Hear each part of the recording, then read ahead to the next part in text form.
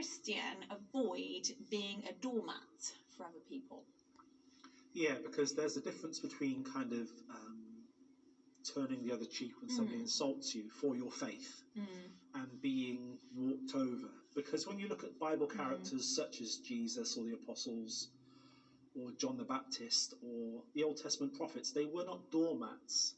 If you think of somebody like Elijah, who stood up against the prophets of Baal, and he was quite kind of mocking. He mocked them. He mocked their God. He ridiculed them. He did. And a lot of people in the church today would say that kind of the apostles' behaviour, John the Baptist's behaviour, or Elijah's behaviour was not Christian. It was not the Christian thing to do.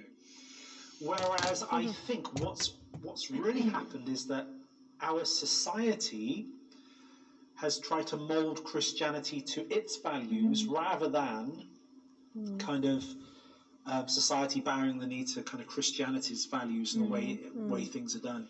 Because what we see in the Bible is that righteous men and righteous women, they stood up. Amen. And they stood against immorality. They stood against sinfulness. Amen.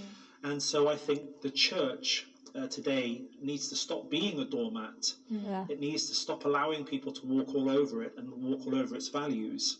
And for real men and women of God to rise up again, like John the Baptist, like Elijah, like the apostles, and stand their ground and say, no, right is right, truth is truth.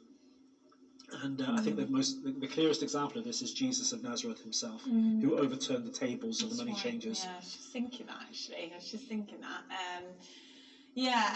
It's almost like it's kind of gone the total opposite extreme now, isn't it? It's gone, like you were saying, people would say somebody like John the Baptist, how could he look at the way he lives, look at his attitude, his behaviour and that.